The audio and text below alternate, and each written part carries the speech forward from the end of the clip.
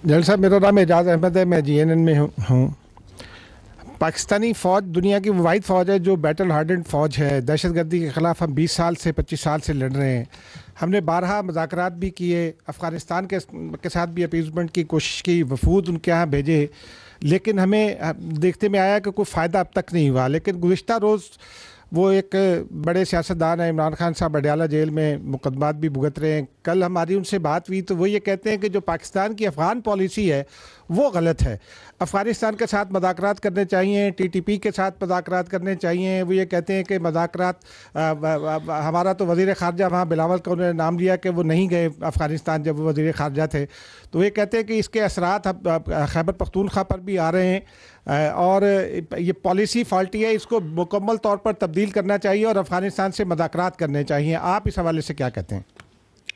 دیکھیں، میں اس پہ رائے دینے سے پہلے کچھ فیکٹس آپ کے سامنے پیش کرنا چاہتا ہوں۔ پہلی بات تو یہ ہے کہ پچھلے 2 سال سے افغان عبوری حکومت کے ساتھ مختلف لیولز پر بات چیت اور کانٹیکٹ جاری ہے۔ دس از اے فیکٹ۔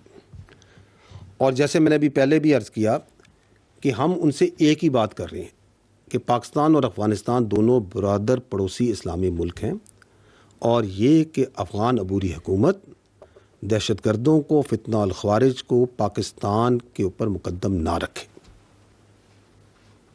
یہ بھی آپ کو معلوم ہونا چاہیے کہ یہ جو بات چیت جس کا آپ ذکر کر رہے ہیں، یہ بات چیت نہ صرف ڈائریکٹلی ہو رہی ہے بلکہ انڈائریکٹلی بھی ہو رہی ہے، دوست ممالک کے ذریعے بھی۔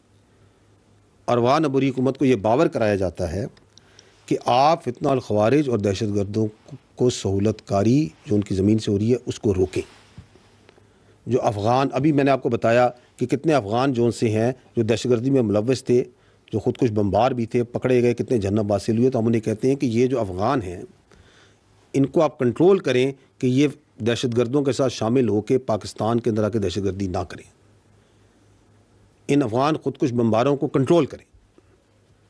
لیکن اگر اس مسلسل رابطے اور اس کانٹیکٹ کے باوجود اگر افغانستان کی سرزمین میں فتنہ الخوارج کے جو لیڈران ہیں، ان کے جو تربیتی مراکز ہیں، ان کے جو رابطے ہیں، وہ آزادی سے آپریٹ ہوتے رہے، اور روزانہ کی بنیاد پر ہمارے جو معصوم شہری ہیں اور قانون نافذ کرنے والے جو رکھوالے ہیں ان کا ناحق خون بہایا جائے، تو کیا ہم بیٹھ کر یہ تماشا دیکھتے رہیں؟ میں آپ سے یہ جو آپ نے ذکر کیا اپنا، تو یہ جو دوغلی سیاست کا یہ جو پرچار کرتے ہیں، میں ان سے ایک سادہ سوال کرتا ہوں کہ آج سے ٹھیک 6 دن پہلے 21 دسمبر 2024 کو جنوبی وزیرستان میں 16 FC کے جوان فتنہ الخوارج سے جوامردی سے لڑتے ہوئے شہید ہوئے۔ کیا ان کے خون کی کوئی قیمت نہیں ہے؟ کیا وہ اس پاکستان کے اور وہ سب کے سب کیا اس خیبر پختونخوا کے شیر دل جوان نہیں تھے؟ میں یہ سوال کرتا ہوں کہ 2021 میں جب فتنہ الخوارج کی کمر ٹوٹ گئی تھی and it was on the run، تو اس وقت کس کے فیصلے پر بات چیت کے ذریعے ان کو ری سیٹل کیا گیا اور آباد کیا گیا؟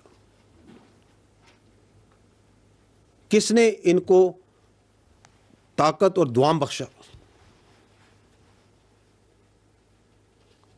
اور یہ جو فیصلے جن کا ہم سب اس وقت خمیازہ بھگت رہے ہیں، آپ سب کو معلوم ہونا چاہیے کہ آپ کے قانون نافذ کرنے والے رکھوالے اور آپ کے جوان روزانہ ان فیصلوں کی لکھائی اپنے خون سے دھو رہے ہیں۔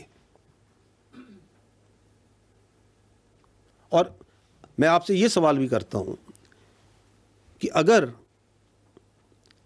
کوئی فریق اپنی گمراہ سوچ اور اپنی مرضی مسلط کرنے پہ تلا ہو تو اس سے کیا بات کریں؟ اگر اس طرح کے ہر مسئلے کا حل بات چیت میں ہوتا تو پھر دنیا کی تاریخ میں کوئی جنگ و جدل نہیں ہوتا، کوئی غزوات اور مہمات نہیں ہوتی۔ ہمیں یہ جاننا چاہیے کہ جو مسلمان ہے اور ہر غیرت مند محب وطن شہری، قربانی دینا اور جان دینا اس کا فخر ہوتا ہے، ہم اپنے ایمان پر، اپنے وطن پر اور اپنی آزادی پر کوئی سمجھوتا نہیں کریں گے. اور یہ جو آپ نے ذکر کیا، یہ جو تلخ حقیقت اور تجربہ جس سے ہم گزرے، اس سے گزرنے کے باوجود بھی اگر کوئی لیڈر اور سیاسی شخصیت یہ کہے تو ایسی شخصیت جو کہ اس صلاحیت سے عاری ہو کہ وہ اپنی غلطی سے کوئی سمجھے، اور جو یہ سمجھتا ہو کہ اسے ہر چیز کا مکمل علم ہے، تو ایسے رویوں کی قیمت پوری قوم اپنے خون سے چکاتی ہے، اور ہم کر رہے ہیں. یہ جو سو کالڈ پالیسی تھی بات چیت کی اور ری سیٹلمنٹ کی، اس کا خمیازہ آپ اور ہم سب بھگت رہے ہیں. اور یہ جو اب تکرار کی جا رہی ہے، کم از کم یہ بات تو مکمل طور پہ یہ واضح کرتی ہے کہ 2021 میں بھی کس کی ضد تھی کہ ان سے بات چیت کر کے ان کو ری سیٹل کیا جائے.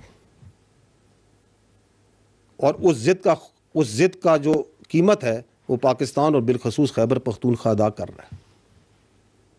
ضرورت تو اس امر کی ہے کہ ہم اس حساس، انتہائی اہم، جانوں سے جڑے ہوئے یہ جو مسئلہ ہے کاؤنٹر ٹیررزم کا، اس پہ پالیٹکس اور کنفیوژن اور بیانیے نہ بنائیں، اور خیبر پختونخوا میں گڈ گورننس پہ توجہ دیں. میں نے آپ کو پہلے بھی کہا کہ یہ گورننس کے جو گیپس ہیں یہ ڈیلی ہم اپنی قربانیوں سے، اپنے شہداء کے خون سے پورا کر رہے ہیں. تو بجائے اس کے کہ اس پہ بیانیے بنائے جائیں، اس پہ سیاست کھیلی جائے، why not focus on good governance, why not address those issues جن کی وجہ سے وہاں پہ احساس محرومی اور ٹیررزم کے لیے فیسیلیٹیشن ہو رہی ہے. کیونکہ وہ ہم نے نہیں کرنا، تو اس لیے اس پہ سیاست کی جائے. But I think time has come where we need to stand together and say no more politics on terrorism.